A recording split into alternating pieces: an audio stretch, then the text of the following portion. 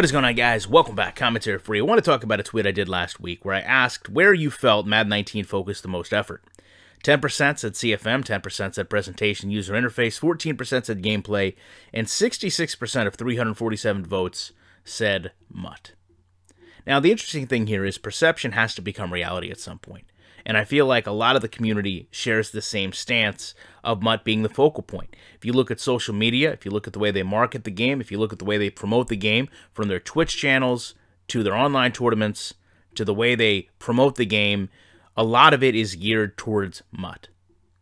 Interestingly enough, MUT just got an app that allows you to bid on players on your phone, so you don't even have to be at your console, and that comes on the heels of the CFM app that really never functioned right, and to my knowledge hasn't been supported or updated in 2 years. You also have the NCAA Team Builder app that is still not working, and yet they're putting this effort, this energy into Madden Ultimate Team.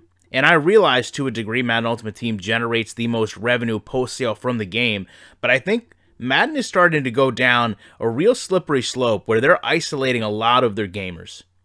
Because a lot of people, in my mind, will only be MUT players for so long. The players that they bring in as far as legends become stale.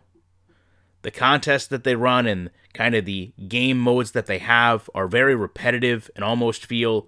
I guess the best way I could describe it is even the people that support that game on their channel call it grinding. Like, grinding does not seem like a fun way to play a game. Like, I'm just going to get through all this to get to the player's cards that I want or earn the coins that I need. That is more of a chore than it is gaming. And I think people are going to lose the allure of that very quickly when you just hand them these mundane tasks to complete, and then once they're completed, the game is essentially done and they can purchase what they want or get their special card that would make the next objectives easier to get. And I don't think that's really a long, thriving business model. I realize short-term it's had a gigantic boom. But as long as it continues to be as stale as it has been, as repetitive as it will be, and quite frankly, as boring as it could get, I think EA needs to take a look at where their consumers think the most focus is going into and make sure they at least put some effort into the other areas to where the fans can say, hey, listen, maybe I wasn't happy with the gameplay changes or the presentation changes or the CFM changes, but I'll admit they were there. Because right now, even with all the changes they put to CFM, as we sit here, February 2019, the community is not responding to them the way they still are responding to MUT.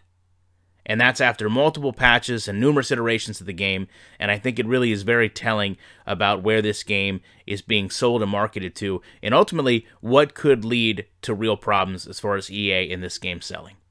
No one wants to buy a game where they feel like they have to continue to purchase products to be successful, and no one wants to play a game where they feel like it is going to be a boring, repetitive task to play.